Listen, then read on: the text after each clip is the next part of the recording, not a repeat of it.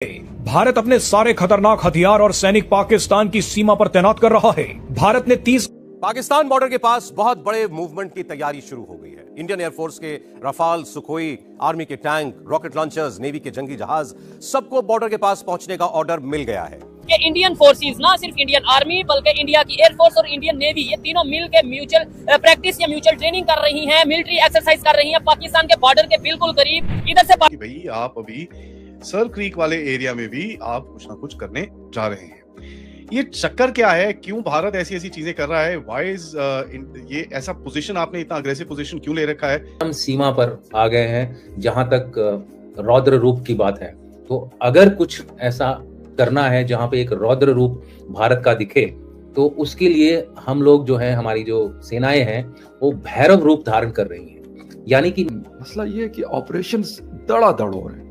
ये कोई दिन ऐसा नहीं गुजरता कि हम ये खबर ना पढ़ते हो 8, 10, 15, 20 ये मारे गए, फितनाल खवारिज मारे गए, जहन्नम शुरू कर दी है। पाकिस्तान के बॉर्डर पे नोटिस जारी कर दिए हैं। जल साहब, क्या मसला है? क्यों इंडिया चाहता है? क्या ये रोज कोई ना कोई चीज जो है वो इंडिया करना पसंद फरमाता है? इसकी क्या वजह है? क्या इंडिया ये समझता है कि यार ये इस ऐसे करने से पाकिस्तान को डरा लेंगे, मतलब मई का बदला लेना चाहता है जंग की?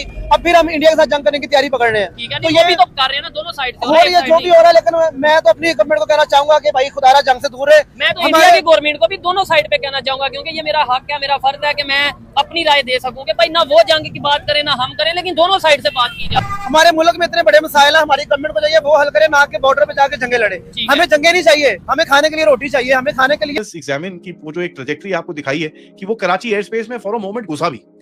यार मेरे को जरा ये बताइए, कराची एयर स्पेस में अगर वो लेट्स से ही एंटर्ड, मुझे जरा ये बताइए उसको आपने जैम किया, जूम किया, ये किया, वो सब छोड़ो यार। तुम्हारे फाइटर एयरक्राफ्ट किधर थे? तुम्हारे तय हो गई। ये जो जंगी जुनून है इंडिया का, ये बाजार तो बढ़ता हुआ नजर आ रहा है और मुख्तलिफ जगहों पर कुछ डिप्लॉयमेंट्स भी होती हुई नजर आ रही हैं। ये इन्फ्लेमेटर डमीज की ये जो तैनाती है, इसके साथ साथ मुनीर पर जल थल नभ से सबसे भीषण हमला होगा। ये जो स्केल ऑफ ऑपरेशन है इंडिया का, ये नॉर्मल नहीं है, ये अनयूजुअल है। दोस्तों, भारत के जैसलमेर से बड़ी सैन्य खबर सामने आ रही है। भारत पाकिस्तान सीमा पर 30 अक्टूबर से 11 नवंबर तक त्रिसेनाभ्यास महा गुजराज आयोजित किया जाएगा। इस दौरान भारतीय सेना, वायुसेना और नौसेना की संयुक्त ताकत का प्रदर्शन किया जाएगा। अधिकारियों ने मीडिया को बताया कि यह अभ्यास तीनों सेनाओं की युद्ध प्रणाली और नई तकनीक को परखने के लिए आयोजित किया जा रहा है। सुरक्षा के मद्देनजर नोटम भी जारी कर दिया गया।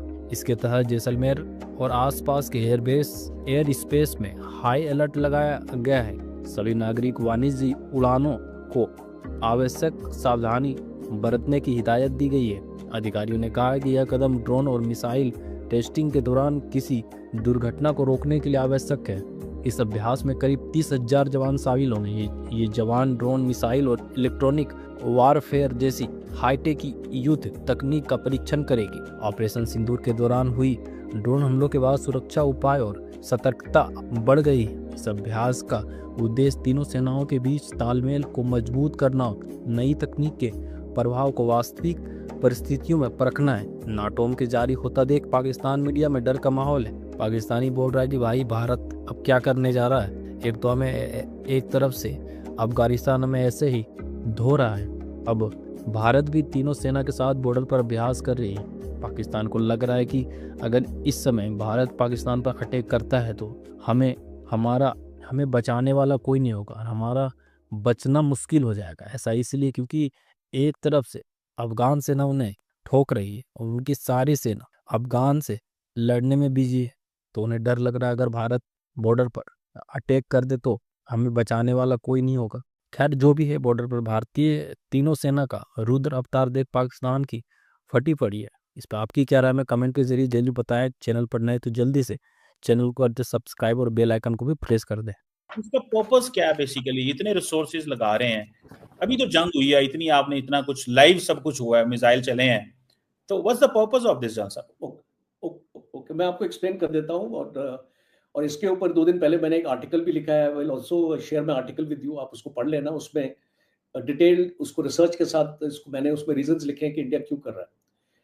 पहली चीज इंडिया है कि भारत ने रियलाइज किया है कि जब तक अपना खुद का डिफेंस इकोसिस्टम मजबूत नहीं होगा, भारत अपने आप को स्ट्रेंथन नहीं कर सकता, अपने ताकतवर नहीं बना सकता।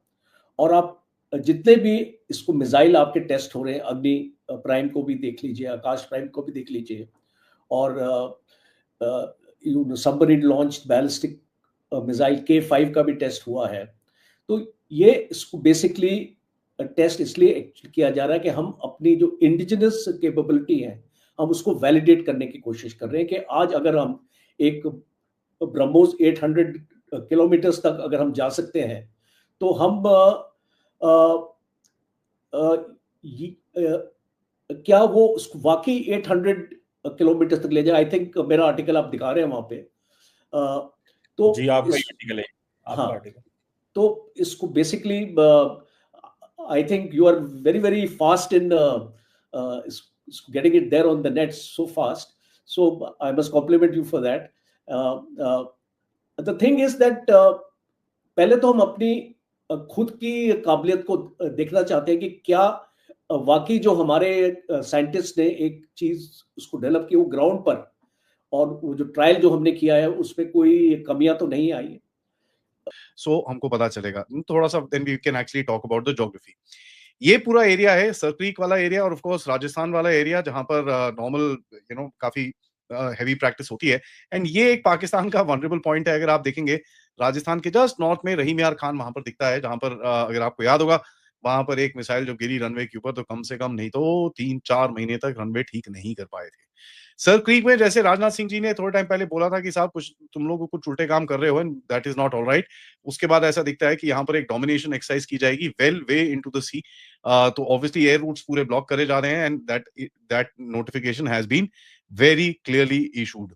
नाउ ये पर्टिकुलर एक्सरसाइज का स्टार्ट ये तो थोड़ा देर के बाद है, ये 30 तारीख अक्टूबर से 10 तारीख नवंबर तक चलेगा। लेकिन जो पहले वाला आपको मैंने यहाँ वाला ये दिखाया है, ये 2 तरह के एक्सरसाइजेज हैं। एक तो ऑलरेडी स्टार्टेड है 24 से 27 तारीख तक, जो नॉर्थ वाला है गुजरात और मुंबई कोस्ट के आसपास, और जो साउथ कारवार और कर्नाटका के कोस्ट के आसपास है विच इज फ्रॉम 25 to 27। तो ये 2 बड़े-बड़े नोटैम्स आए हैं और इसके ऊपर ऑब्वियसली काफी चर्चा चल रही है कि यार ये क्या हो गया, भारत क्या करने की कोशिश कर रहा है, क्या नहीं करने की कोशिश कर रहा है। पहले इससे पहले थोड़ा सा मजा ले लेते हैं। एक आपको याद होगा थोड़े टाइम पहले आपने एक मिसाइल फायर करनी थी, पहले 1400 फिर 2400। खासा बदतर हालात देखने को मिल सकते हैं। हंगू का इलाका है, वहां पर एक जो पुलिस ऑफिसर थे जुबैर, उनकी गाड़ी को जो है वो निशाना बनाया गया है और उसके बाद मतलब वो और उनके साथ जो 2 पुलिस ऑफिसर थे, कांस्टेबल्स थे, वो अपनी जानों से हाथ धो बैठे हैं। अच्छा, एक तो ये है कि पहले जहाँ पर हंगू के सराउंडिंग में एक इलाका है, वहाँ पर